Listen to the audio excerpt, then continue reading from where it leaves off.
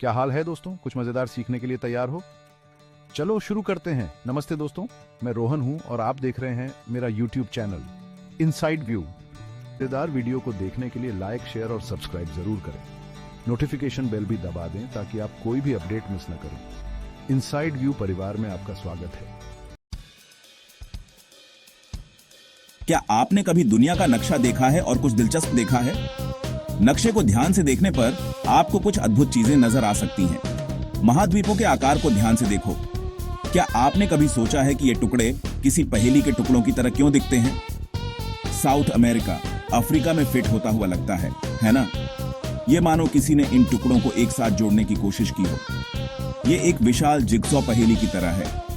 ये विचार ही रोमांचक है कि हमारे ग्रह की सतह एक विशाल पहेली की तरह है।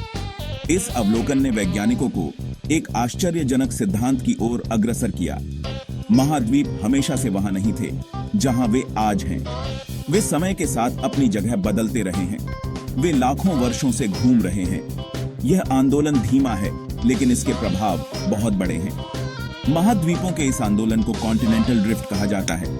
यह सिद्धांत बताता है कि कैसे महाद्वीप समय के साथ अलग अलग दिशाओं में खिसकते रहते हैं। यह एक आकर्षक सिद्धांत है जो बताता है कि कैसे हमारा ग्रह लाखों वर्षों में बदल गया है। यह हमें यह समझने में मदद करता है कि पृथ्वी की सतह हमेशा गतिशील रही है। उस समय की कल्पना करो जब सभी महाद्वीप एक विशाल भूभाग में एक साथ जुड़े हुए थे। यह एक अद्वितीय दृश्य होता। इस महामहाद्वीप को पैंजिया कहा जाता था। पैंजिया के टूटने से ही आज के महाद्वीप बने हैं और यह प्रक्रिया आज भी जारी है। एक ऐसे संसार की कल्पना कीजिए जहां केवल एक समुद्र और एक विशाल महाद्वीप हो। वह था पैंजिया, लगभग 300 मिलियन वर्ष पहले। आज हम जिन महाद्वीपों को जानते हैं वे सभी एक साथ गुच्छित थे, जिससे पैंजिया का निर्माण हुआ। यह महामहाद्वीप पैंथालासा नामक एक विशाल वैश्विक महासागर से घिरा हुआ था। पैंजिया पर जीवन आज हम जो देखते हैं उससे बहुत अलग था। डायनासोर इस महामहाद्वीप पर स्वतंत्र रूप से घूमते थे। जलवायु और पर्यावरण भी बहुत अलग थे, लेकिन पैंजिया हमेशा के लिए नहीं था। 20वीं शताब्दी की शुरुआत में अल्फ्रेड वेगेनर नामक एक जर्मन वैज्ञानिक ने महाद्वीपीय प्रवाह के अभूतपूर्व विचार का प्रस्ताव रखा। वेगेनर एक मौसम विज्ञानी और भूभौतिकीविद ने 1912 में अपने सिद्धांत को प्रस्तुत किया। उन्होंने सुझाव दिया कि महाद्वीप एक बार एक साथ जुड़े हुए थे और लाखों वर्षों में धीरे धीरे अलग हो गए थे। वेगेनर का विचार क्रांतिकारी था। पहले तो कई वैज्ञानिकों को संदेह हुआ। वे सो भी नहीं सकते थे कि विशाल महाद्वीप संभवतः कैसे गति कर सकते हैं, लेकिन वेगेनर दृढ़ थे। उन्होंने अपने सिद्धांत का समर्थन करने के लिए विभिन्न क्षेत्रों से साक्ष्य एकत्र किए। वेगेनर का सिद्धांत एक जासूसी कहानी की तरह था। उन्होंने अपने दावे का समर्थन करने के लिए दुनिया के विभिन्न हिस्सों से सुराग एकत्र किए। उन्हें प्राचीन पौधों और जानवरों के जीवाश्म महाद्वीपों पर मिलते थे, जो अब विशाल महासागरों से अलग हो गए हैं। ये समान जीवाश्म इतने दूर दूर तक भूभाग पर कैसे मौजूद हो सकते हैं, जब तक कि वे एक बार जुड़े नहीं थे।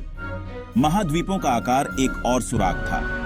वेगेनर ने दिखाया कि कैसे दक्षिण अमेरिका और अफ्रीका के समुद्र तट एक पहेली के टुकड़ों की तरह एक साथ फिट होते हैं।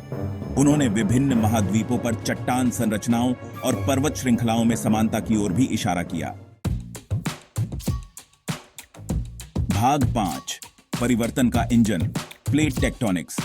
जबकि महाद्वीपीय प्रवाह का वेगेनर का सिद्धांत अभूतपूर्व था, वह पूरी तरह से यह नहीं समझा सका कि महाद्वीपों को किस चीज ने स्थानांतरित किया। इसका उत्तर पृथ्वी की संरचना में निहित है। हमारे ग्रह की बाहरी परत स्थलमंडल टेक्टोनिक प्लेट्स नामक कई बड़े टुकड़ों में टूटी हुई है। ये प्लेटें एस्थेनोस्फीयर नामक एक अर्ध पिघली हुई परत पर तैरती हैं। पृथ्वी के कोर से निकलने वाली ऊष्मा एस्थेनोस्फीयर में संवहन धाराएं बनाती है। ये धाराएं पिघली हुई चट्टान की धीमी गति से चलने वाली नदियों की तरह हैं। एस्थेनोस्फीयर के ऊपर तैरती हुई टेक्टोनिक प्लेट्स इन संवहन धाराओं द्वारा संचालित लगातार घूम रही हैं। भाग 6, भारत की अविश्वसनीय यात्रा। महाद्वीपीय प्रवाह की कहानी में भारत एक महत्वपूर्ण भूमिका निभाता है।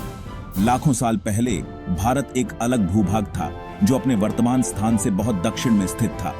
यह गोंडवाना नामक एक महामहाद्वीप का हिस्सा था। जिसमें वर्तमान अफ्रीका, ऑस्ट्रेलिया, अंटार्कटिका और दक्षिण अमेरिका शामिल थे। लाखों वर्षों में भारत गोंडवाना से अलग हो गया और अपनी अविश्वसनीय उत्तर की ओर यात्रा शुरू कर दी। यह यात्रा टेक्टोनिक प्लेटों की गति से प्रेरित थी। भारतीय प्लेट यूरेशियन प्लेट से टकरा गई, एक ऐसी विशाल घटना जिसने हमारे ग्रह के भूगोल को बदल दिया। भाग 7, पर्वत, ज्वालामुखी और भूकंप। ये सभी घटनाएं हमारे ग्रह को आकार देने में महत्वपूर्ण भूमिका निभाती हैं।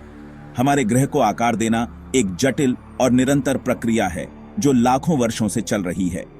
भारतीय और यूरेशियन प्लेटों के टकराव के नाटकीय परिणाम हुए, जिसने भूगर्भीय संरचनाओं को बदल दिया।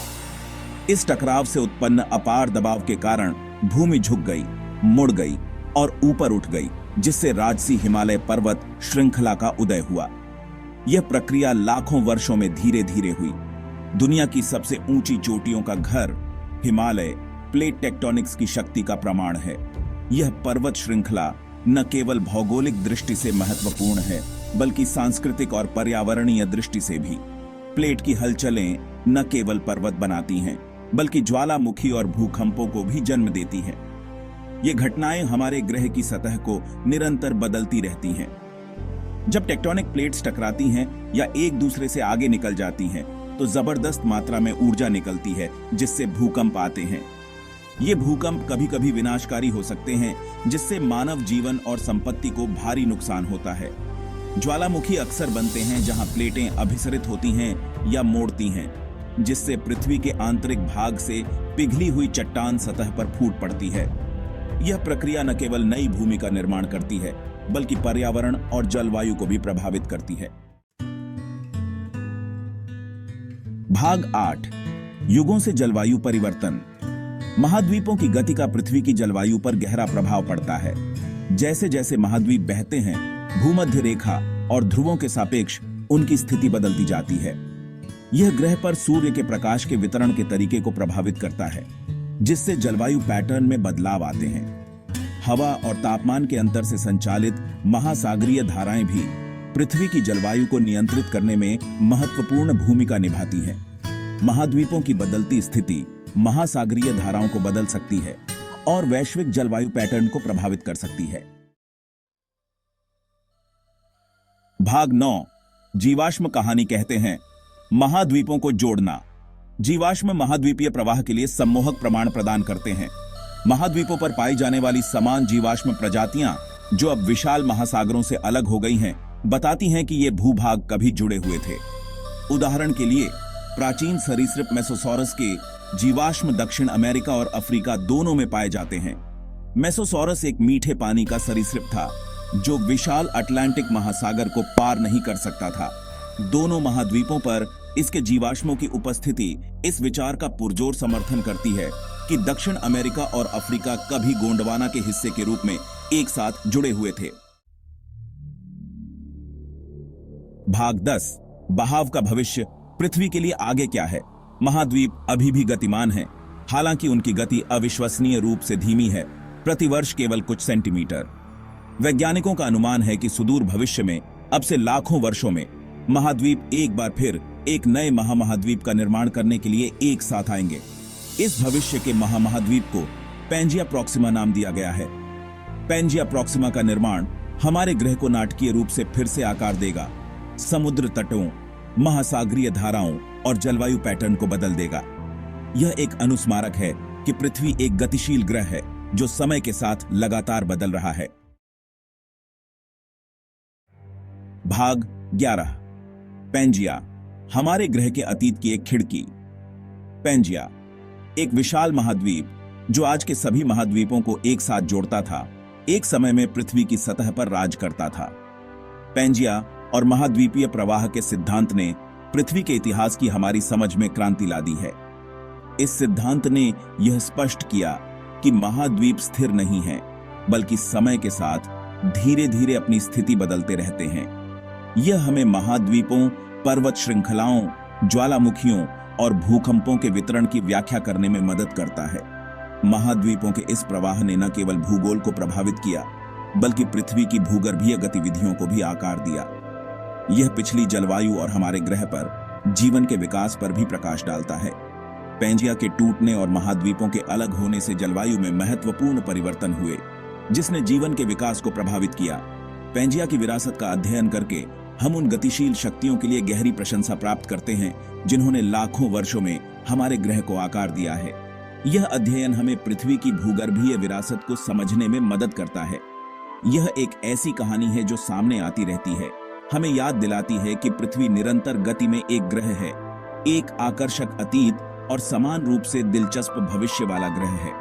पृथ्वी की यह निरंतर गति और परिवर्तन हमें यह सिखाते हैं कि हमारा ग्रह हमेशा विकसित हो रहा है और इसके अध्ययन से हमें भविष्य की चुनौतियों का सामना करने में मदद मिलती है।